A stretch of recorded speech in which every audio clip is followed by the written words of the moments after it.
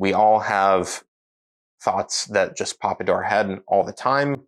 And I think probably 90+% of the thoughts that we have should stay inside and never be communicated to another human.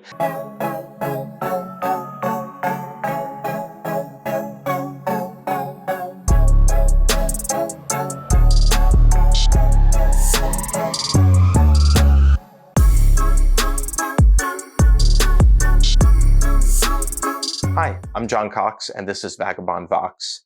Today, I'm going to be talking about gratitude journaling and how that has evolved for me into a more comprehensive yet very efficient daily journaling protocol. And at the conclusion of the video, I'll be going over the benefits that I feel I've received over doing this practice for nearly a year. This is actually a very fitting time to be talking about this because I have my daily journal right here, and I actually just filled it up yesterday. This is the last page. You can see it's all done. And I started a new one today. So I've had a long on and off again relationship with journaling throughout most of my life. I have a really cool shelf next to my desk back home in Maine, full of journals in varying degrees of completion from different parts of my life. Most of them not more than 20-30% full, and a lot of really cool artistic looking ones. And it's funny that now the journals that I'm using, that I've settled into for real consistent daily practice, are these very simple ones. I do really like these though, because they're small enough that they can actually fit in my back pocket or fit into my little shoulder bag that I carry around with me a lot. They're also very cheap, and they lie nice and flat when you open them up as well. I'm not exactly here to talk about which journal you should get today, but just had to do a little side note there on why I like this one. I have lots of partially finished journals from over the years, and usually in the past, I've started a journal when I've been going through a really difficult time in my life. Typically, it's a breakup of some kind, and I kind of use it as a processing tool in lieu of speaking to another person about it, which I actually think is a really good benefit of journaling, which I'll go into later. This daily practice that I've been doing now, which is a bit more deliberate and intentional, started last summer in June, I believe it was, at a time in my life when I was feeling extremely overwhelmed and burnt out, and had been kind of burning the candle at both ends with work for a long time, and the cracks in the shell, so to speak, were starting to show. And I needed some way to start figuring out what's going on with me. What am I feeling? What am I thinking? What do I want to do? How do I reclaim my sense of calm and identity and bring peace and security back to my relationships? I decided to take a stab at gratitude journaling. It's a very trendy thing. I'm sure anyone watching this, if anyone is watching this, has heard about it before. It's been very popular for the last few years. I first learned about it when I was working with a life coach starting back in 2020.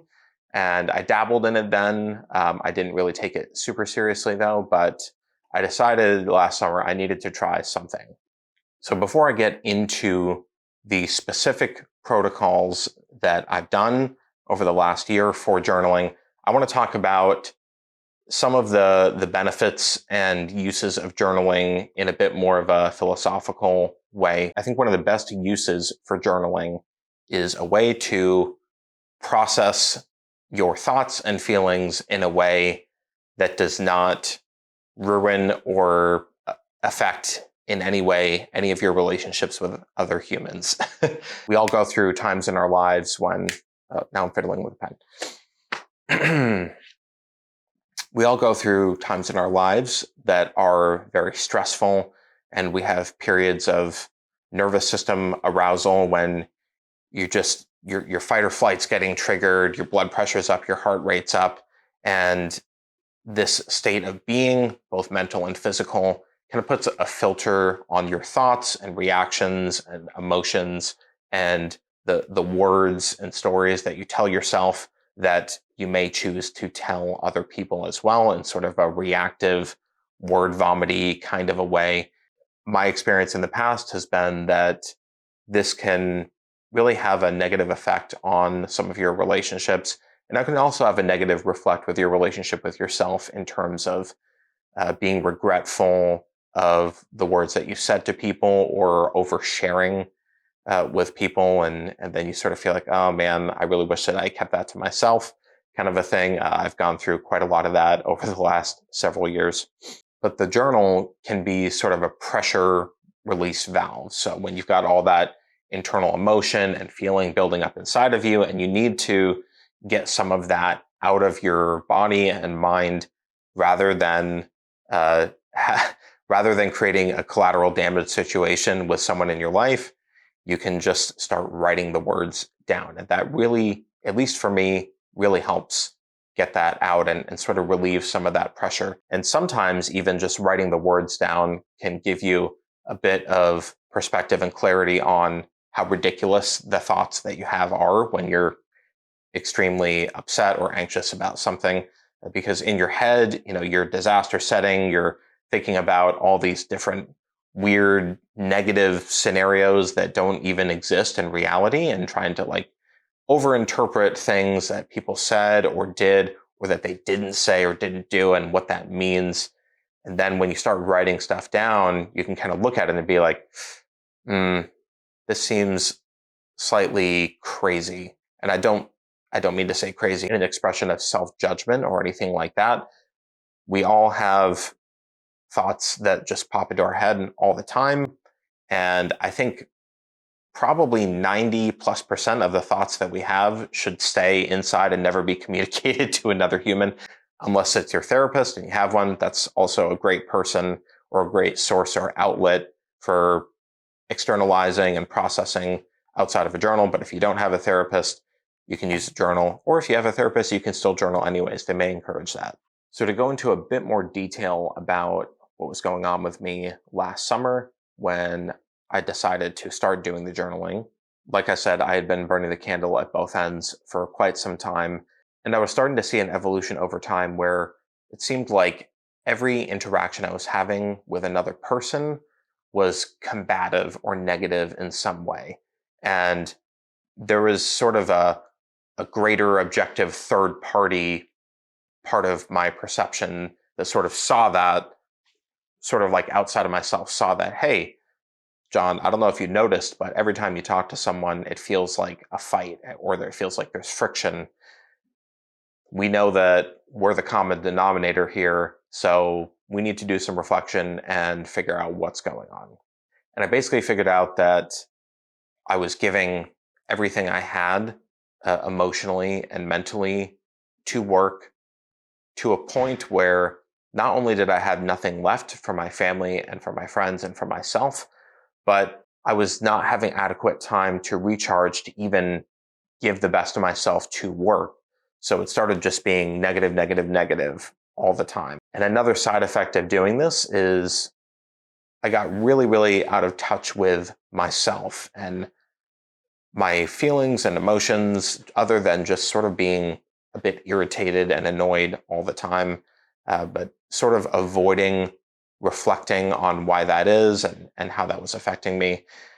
And so I can't remember exactly what conversation or what day it was that made me feel like, okay, this is a crisis and we need to figure this out. But I did come to that conclusion somehow.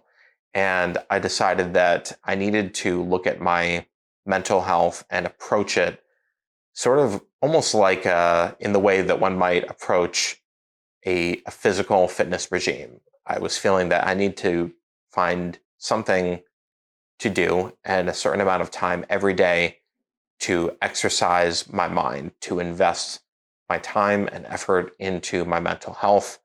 And I know just from sort of on and off again history of working on myself both physically and mentally that a protocol was required that I could do with consistency, because consistency over time is truly the only way to establish any sort of meaningful long-term change in your life. So I started gratitude journaling, and I just had a very simple goal of writing down 5 things every day that I was thankful for. I would generally do this right after I woke up. I would get up, make myself a cup of coffee, sit down with my journal, and write down those 5 things. And what I immediately discovered coming from the state of mind I was in was that it was very hard to think of 5 things that I was thankful for. And I had to get really, really basic with it, to the point where when it started out, and all I can think about is, I'm just unthankful for stuff. I'm mad, I'm annoyed, I'm unfulfilled. So it had to be very simple things like, I'm thankful for this hot, delicious cup of coffee right now. It tastes really good. Or I'm thankful for getting a good night's sleep last night. Or I'm thankful that it's a nice sunny day today. So start out with the basics, find anything. There's always something to be thankful for. And if you literally need to get as basic as I'm thankful that I'm alive today, then do that. I'm thankful that I'm not starving. I'm thankful that I don't have any chronic health conditions that I know about. Just go as basic and as physical and sort of survival level as you need to find something. Now, doing this every day, I would say by the end of the first week, it suddenly became easier to think of things to be thankful for that were a bit more nuanced. I'm actually going to look back at when I started doing this and see if I can find a good example here. Okay, so when I was thinking about making this video, I wasn't going to read any specific things out of my journal, just sort of as a personal boundary and in the spirit of trying to not overshare. But I think some of the stuff is benign enough that I'm happy to just to add a little bit more weight to the examples. So this was on one of my very first days of gratitude journaling, and these are the 3 things I wrote. I only did 3 things this day. I'm thankful that it's a beautiful sunny day today. I'm thankful that I'm continuing to consistently lose weight on this diet. I'm thankful that my mom seems really happy right now. That's it. Very simple stuff, but meaningful. So then if we skip forward a few days, it starts getting a little bit deeper and a little bit more nuanced. For example, I'm thankful for the beauty of this place, the weather, the singing birds, and the peace and quiet. I'm thankful that I'm feeling much more social and happy with my family lately. And then I'm thankful that I'm feeling more relaxed and well rested every day. And you can start to see, looking through this journal, you can literally see a transition of my mood over time. And granted, there was another factor in there as well. In addition to my mood being improved by doing this practice, I also decided not long after I started this that I was in desperate need of a sabbatical from work. And fortunately, I was able to work out an arrangement with my business partners at the time to just take a month-long sabbatical and just be completely unplugged from everything. And thankfully, they were very accommodating there and very understanding. I really needed to just take that time to just work on myself, get in touch with myself, establish some healthy habits, some healthy daily routines and boundaries. So I continued to do this gratitude journaling for several months, just in this very same way of 3 to 5 things every day. It's a great way to start the day. I would look forward to it. I'd wake up, grab my journal. It was always right next to my bed, make my coffee, sit someplace nice with a nice view, sip on it, and just think about how grateful I am for my life and the things in it, and jot some of it down, some of the highlights. But then one day this past winter, I think it might have been December, maybe it was November, I was scrolling through Instagram and I saw this reel pop up from Andrew Huberman, who is one of my absolute favorite creators. I love what he does. He's been a huge inspiration for me, and I've learned so much from watching his stuff. But I saw the short reel about a journaling practice, and I'll put a link actually to that reel in the show notes in case anyone wants to check it out, although I will explain it in depth here as well. But this daily journaling practice does still include the gratitude, but it includes a few more things that help not only get you in the perspective of how much in your life there is to be thankful for, but also a way to be a little bit more intentional about your day and set up your whole day for success and do a bit of introspection so you can really kind of do like a daily check-in to see what am I thinking about, how am I feeling, etc. So I'm going to break down exactly the bullet points of what this journaling protocol looks like, and this is the one that I'm doing today and I've been doing for the last several months. So with this daily journaling protocol, there are 5 different things you do. And I don't know that the order necessarily matters, although I feel like it helps to go in this order. So I start with the gratitude, and this is the same thing, 3 to 5 things that I'm thankful for. Then the next section is plans for the day. And this can be any number of bullets. It can be, 1, 2, 4, or 5 things. It really shouldn't be more than that. This should be the stuff that is like the top hit list. Like, these are the most important things that I need to get done today. And it's still a good, productive day, even if I did nothing else. Then after that, the introspection section starts. And this is a section called fears and resentments. And it's exactly what it sounds. Just check in with yourself and see if there's anything on your mind that you're afraid of. This could be a fear having to do with another person. It could be a fear having to do with yourself. And you can add the resentments in there. You might be sort of sitting on or ruminating on a resentment towards a person or situation, or even resenting something about yourself or a behavior that you're doing or a feeling that you've been consistently having. This very naturally leads into the next section, which is things to look out for. And I feel like this is a natural next step from the fears and resentments. So the fears and resentments, you're doing your introspection. It's like a self-check-in. What's on my mind? What am I feeling that's not good? And then things to look out for are connected to that. And usually for me, the things to look out for is toxic or unproductive emotional reactivity or reactive actions to those fears and resentments.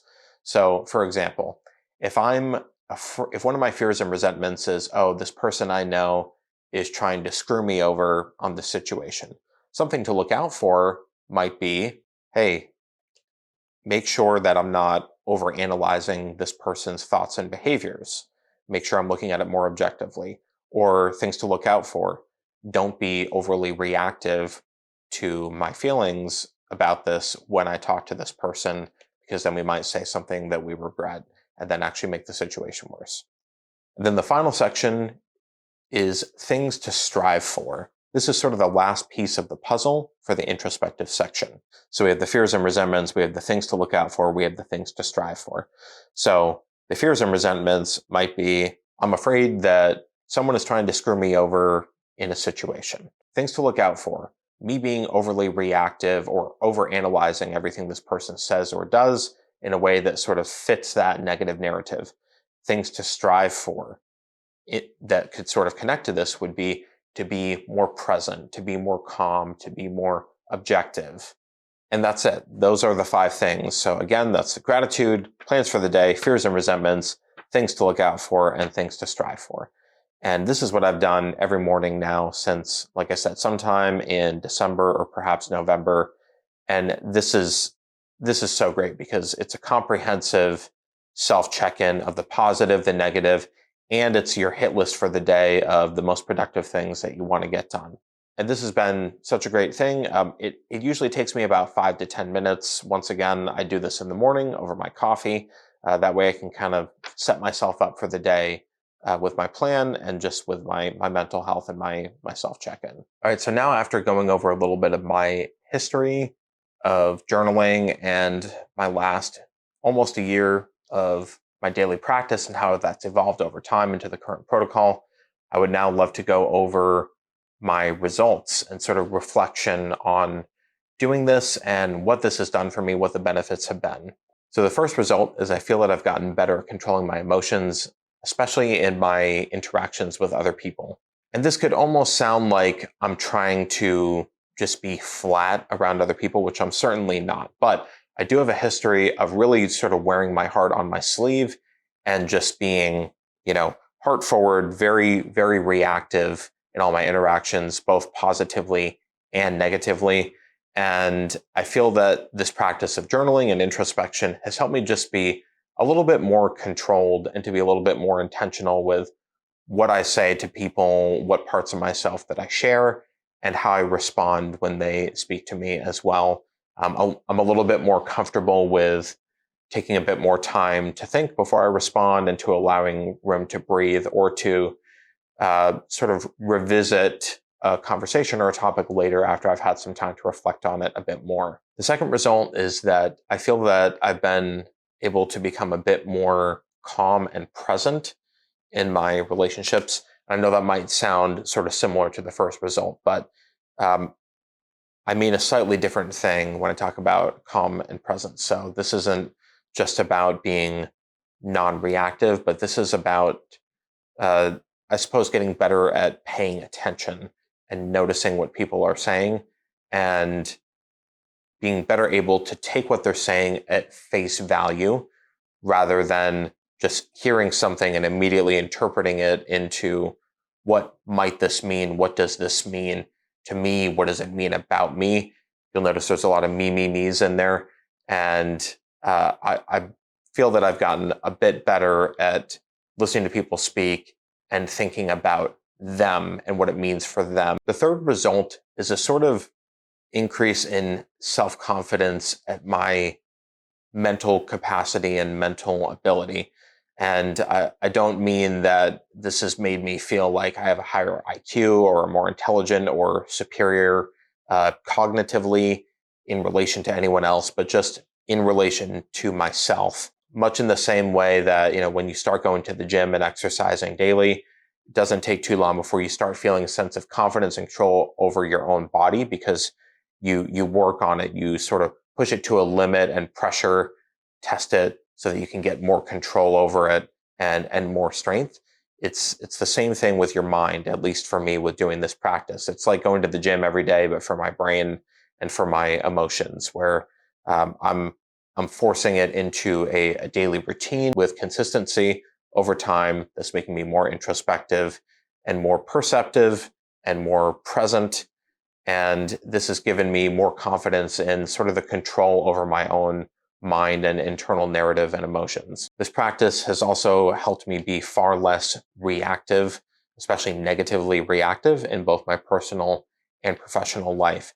And the reason for this is, well, maybe there's a couple reasons for this. And I think the two reasons for this are, number one, this is my established outlet for when my nervous system is feeling aroused, when I'm feeling very anxious. So if someone says something to me that gets me in that state, I tend now to be very quiet and just try to listen and pay attention, maybe even make some notes in a journal while they're talking to me, and then take as much time as I feel like I need to reflect on it, think about what they mean, sleep on it, let the emotions calm down, and try to be a bit more objective with my processing, and then either compose or arrange a response to them, or decide in some cases that I don't actually need to respond at all, and I can just let them have their say, and I don't have to do anything back to them or in response to it. And then the final result I wanted to share is that this daily writing protocol has sort of inadvertently become like a catalog or history of my mental health, of my internal dialogue, I guess one or the other, depending on the time of day. But it can be quite fascinating to look back at these entries, even as recently as a month back, or as long ago as 6 months ago or more. And it sort of brings you back into that mental state. And it's almost sort of like the before and after pictures when you're doing a diet or working out, where you take those photos, and then 3 months later or 6 months later or a year later, you can look back, and then it really just kind of hits you, hey, wow, look at the progress I've made in context of this. Look at how much more calm I am now. Look at how much less reactive I am. Look at how much more present I am in my relationships. Look at how much easier it is for me to look at my life and see the things that I'm very thankful for and that are very positive. So thank you so much for watching this video. This is my second video on this channel, and this is a topic I've been very excited to share with everyone. I would lastly ask that if you have your own journaling practice that you've done or that you're doing right now or you've experimented with in the past, I would love to hear about it in the comments. And also, if you have any other questions about my experience with this, please feel free to put something in the comments and I will get back to you. Thank you so much. See you next time.